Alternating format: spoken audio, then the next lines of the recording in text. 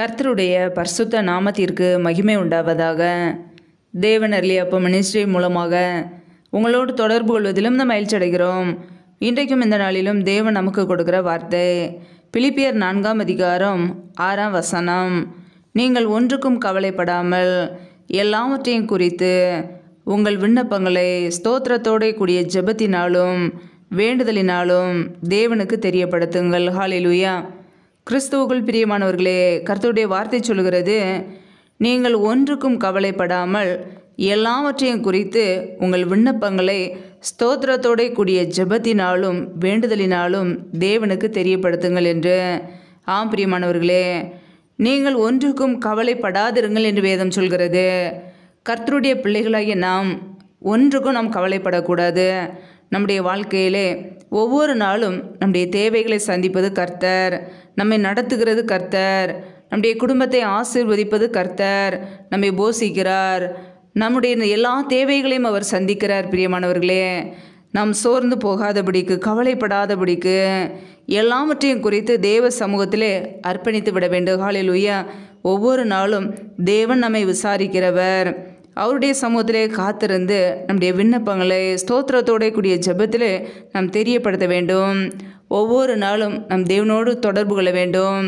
தேவ சமூகத்திலே காத்திருந்து ஜெபிக்கும்போது நம்முடைய தேவைகளை அவரிடம் சொல்லும்போது அவர் நம்முடைய தேவைகளை சந்திப்பார். ஒவ்வொரு நாளும் அப்பத்தையும் தண்ணீரையும் ஆசீர்வதித்து நம்முடைய குடும்பத்தை ஆசீர்வதித்து பெருக பண்ணுவார். ஹல்லேலூயா. கர்த்தருடைய பிள்ளைகள், தேவனுக்கு தெரியப்படுத்துங்கள். உலக மனிதர்கள் நம்மை விசாரிக்கவில்லை என்று கவலைப்படாதபடிக்கு நம்முடைய கவலைகளை தேவ சமூகத்திலே அர்ப்பணித்து விடுவோம். நம்முடைய பாரத்தை, நம்முடைய இருதயத்தில் உள்ள கவலைகளை, துக்கங்களை தேவ சமூகத்திலே அர்ப்பணிப்போம். அவர் பார்த்து கொள்வார். பிரச்சனைகளை பார்க்காதபடிக்கு பிரச்சனைகளை நீக்குகிற கர்த்தராகிய இயேசு கிறிஸ்துவை நோக்கி பார்ப்போம். அவரை நோக்கி பார்த்த அவருடைய பிள்ளைகளுடைய முகங்கள் பிரகாசிக்கும். பிரியமானவர்களே, நாம் அவருடைய பிள்ளைகள். நம்முடைய முகங்கள் ஒருபோதும் வெட்கப்பட்டு போகாது. கர்த்தர் நம்மை வெட்கப்பட விடமாட்டார். நம்முடைய முகம் பிரகாசிக்கும். இயேசு கிறிஸ்துவை நோக்கி பார்க்கும் பொழுது ஒவ்வொரு நாளும் கர்த்தர் நம்முடைய வாழ்க்கையிலே பெரிய காரியங்களை செய்து நம்மை நடத்துவார். முதலாவது தேவனுடைய ராஜ்யத்தையும் அவருடைய நீதியையும் தேடுவோம். மற்ற எல்லாவற்றையும் கர்த்தர் நமக்கு கொடுத்து நம்மை ஆசீர்வதிப்பார். பரலோக ராஜ்யத்தை குறித்து அறிந்து கொள்ளும்போது, பரலோக ராஜ்யத்தை குறித்து தேடும்போது மற்ற எல்லாவற்றையும் கர்த்தர் நமக்கு கொடுப்பார். ஹல்லேலூயா. கர்த்தருடைய பிள்ளைகள் எப்பொழுதும் சந்தோஷமாக இருக்க வேண்டும். நம் கர்த்தருக்குள் சந்தோஷமாக இருப்பதே தேவனுடைய விருப்பம். ஆம் பிரியமானவர்களே, நம்முடைய வாழ்க்கையிலே சின்ன சின்ன காரியங்களுக்கு கவலைப்படாதபடிக்கு, சோர்ந்து போகாதபடிக்கு எல்லாவற்றையும் தேவ சமூகத்தில் அர்ப்பணிப்போம். தேவனுக்கு தெரியப்படுத்துவோம். அவர் பார்த்து கொள்வார். ஹல்லேலூயா. கர்த்தர் தாமே இந்த வார்த்தையின்படி உங்களை ஆசீர்வதிப்பாராக. ஆமேன். நம்மை நாமே அவருடைய சமூகத்திலே தாழ்த்தி அர்ப்பணித்து ஜெபிப்போம். ஜெபம். எங்களை அதிகமாய் நேசிக்கிற எங்கள் அன்பின் பரலோக தகப்பனே, மை துதிக்கிறோம், ஸ்தோத்திரிக்கிறோம். அப்பா, இந்த இரவு நேரத்துக்காக நம்முடைய சமூகத்தில் வருகிறோம். இந்த நாள் முழுவதும் எங்களை பத்திரமாய் பாதுகாத்து கொண்டீரே, அதற்காக ஸ்தோத்திரம். ஒவ்வொரு நாளும் கண்ணின்மணி போல் எங்களை பாதுகாத்து கிருபையோடு ஜீவனோடு வைத்திருக்கிறீரே, அதற்காக நன்றி அப்பா. நல்லவரே மை துதிக்கிறோம், வல்லவரே மை துதிக்கிறோம், மகிமையுள்ளவரே மை துதிக்கிறோம். நேற்று மீண்டும் என்னும் மாறாத எங்கள் அன்பு நேசரே மை துதிக்கிறோம். ஜீவாதிபதி ஆனவரே மை துதிக்கிறோம். எங்களுக்காக ஜீவனையே கொடுத்தவரே மை துதிக்கிறோம் அப்பா. இப்பொழுது இணைந்திருக்கிற ஒவ்வொரு குடும்பங்களையும் உடைய கரங்களிலே அர்ப்பணிக்கிறோம். என் தேவன் தாமே பிள்ளைகளை ஆசீர்வதிப்பீராக.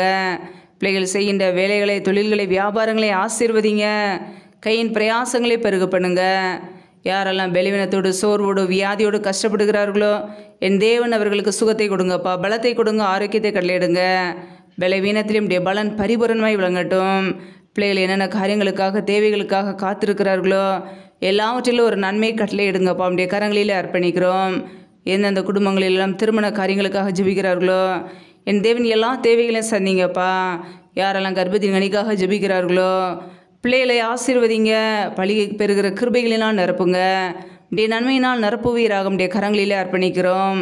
இந்த இரவு நேரத்தில் இன்பமான நித்திரையை கொடுங்க. சத்துரு கொண்டு வருகிற எல்லா பிரச்சனைகளுக்கும், போராட்டங்களுக்கும், மரண பயங்களுக்கும், இருளின் அதிகாரங்களுக்கும், தீமைகளுக்கும் விலக்கி பிள்ளைகளை பாதுகாத்து கொள்ளுங்க. நீர் எங்களுக்கு அடைக்கலம், நீர் எங்களுக்கு கோட்டை. நாங்கள் நம்பி இருக்கிறவர் நீர் ஒருவர் மாத்திரமே. உம்முடைய சமூகத்தில் முற்றிலுமாக தாழ்த்தி ஜெபிக்கிறோம். எல்லா துதி, கன, மகிமை எல்லாமும் ஒருவருக்கே செலுத்துகிறோம். இயேசு கிறிஸ்துவின் மூலம் ஜெபிக்கிறோம் ஜீவனுள்ள நல்ல பிதாவே. ஆமேன்.